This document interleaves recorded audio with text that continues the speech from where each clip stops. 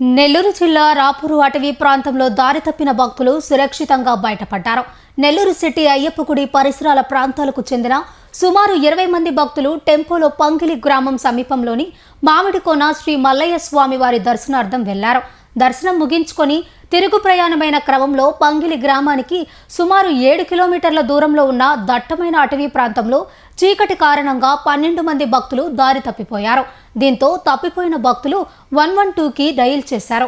సమాచారం అందుకున్న రాపూరు పోలీసులు వెంటనే గాలింపు చర్యలు చేపట్టి వారిని సురక్షితంగా రక్షించి బంధువులకు అప్పగించారు. మన రాపూరు పోలీస్ స్టేషన్ పరిధిలో మామిడికోన ఈ శివాలయము రిజర్వ్ ఫారెస్ట్లో ఉంది. దీనికి ఈ శివరాత్రి సందర్భంగా మనకి నెల్లూరు పట్టణం నుంచి దాదాపు ఒక 20 మంది భక్తులు దర్శనం కోసం రావటం జరిగింది. వాళ్ళు ఈ రోజున దర్శనం తర్వాత తిరిగి వచ్చే సమయంలో 12 మంది వీళ్ళు దారి తప్పి రిజర్వ్ ఫారెస్ట్లో చిక్కుకోవటం జరిగింది. అది చీకటపడిన తర్వాత 7 గంటల సమయంలో వీళ్ళు 112 కాల్కి ఫోన్ చేయటం జరిగింది. ఇట్లా దారి తప్పాము, 12 మంది ఉన్నామని చెప్పి.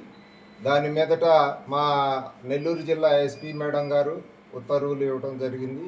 అదేవిధంగా ఐటీ కోర్ టీము వీళ్ళ లొకేషన్ అది కూడా ఐడెంటిఫై చేసి మాకు అందజేశారు. దాంతో మేము ఈ 12 మంది అభయారణ్యంలో చిక్కుకున్న అందరినీ కూడా ట్రేస్ అవుట్ చేసి వాళ్ళని బయటికి తీసుకురావడం జరిగింది. మన వెనక కనపడే ఈ వ్యక్తులందరూ కూడా 12 మంది ఇక్కడ ఫారెస్ట్లో చిక్కుకున్న అందరినీ కూడా రెస్క్యూ చేయటం జరిగింది. వీళ్ళు నెల్లూరు పట్టణం నుంచి మన ఇక్కడ మామిడికోన శివాలయం దర్శనం కోసం వచ్చారు శివరాత్రి సందర్భంగా. వీళ్ళని మనం పంగిలి గ్రామ పరిధిలో అభయారణ్యంలో వీళ్ళు 6 కిలోమీటర్స్ లోపల చిక్కుకున్నారు. వీళ్ళందరినీ కూడా మనం సేవ్ చేసి ఈరోజు రాపూరు పోలీస్ స్టేషన్కి తీసుకురావడం జరిగింది. ఆ మిగతా వీళ్ళతో పాటు వచ్చిన అందరూ కూడా వాళ్ళతోటి వీళ్ళు కలుస్తున్నారు.